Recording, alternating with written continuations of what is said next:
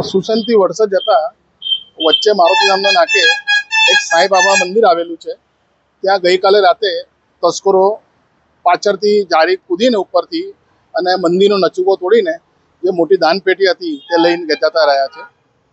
કોઈ અન્ય નુકસાન મંદિરમાં કરવામાં આવ્યું છે? કોઈ ના, મંદિરમાં અન્ય નુકસાન તો થયું નથી, પણ જે દરવાજાનો નચુકો તોડી નાખ્યો છે પ્લસ જે અમારી દાનપેટી 6 મહિનાની હતી અને દર વર્ષ 6 મહિના અમે દાનપેટી ખોલીએ છીએ.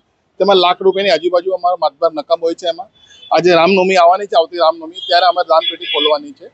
અને ગઈકાલ રાતે ચોરી થઈ છે, એક બહુ દુઃખદ ઘટના છે. લોકો ભગવાનને બી છોડતા નથી. વિચાર કરો, લોકોને પોલીસનો કે કોઈનો કે કાયદાનો ડર જ નથી રહ્યો. પોલીસ ભગવાનને બી નથી છોડતા, મંદિરમાં ચોરી કરે છે. આજે મંદિર આવેલું છે કયા પોલીસ સ્ટેશનના હદ વિસ્તારમાં આવે? આ જે સાંઈ મંદિર છે જેઆઈડીસી વિસ્તારમાં માંજરપુર હદ વિસ્તારમાં આવેલું છે.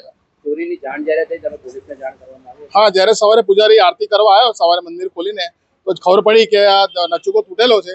તો તાત્કાલિક જે મંદિરના જે કાર્યકર્તા બધાને ભેગા કર્યા અને પોલીસ બોલાવી. પોલીસ આવી હતી, પોલીસ બી બધું કાર્યવાહી કરીને ગઈ છે. એમને આશરે જે 6 મહિને દાનપેટી ખોલવામાં આવે છે કેટલી રકમ હોય છે? એમાં 1.80 લાખ 90 લાખની આજુ આટલી રકમ હોય છે. એમાં અમારી એ જ માંગ છે કે આજે ચોર પકડાય તો આવા ચોરને સખતમાં સખત સજા થાય અને બીજી વાર આવું ચોરીઓ ના કરે એવો સમાજમાં દાખલો બેસવો જોઈએ.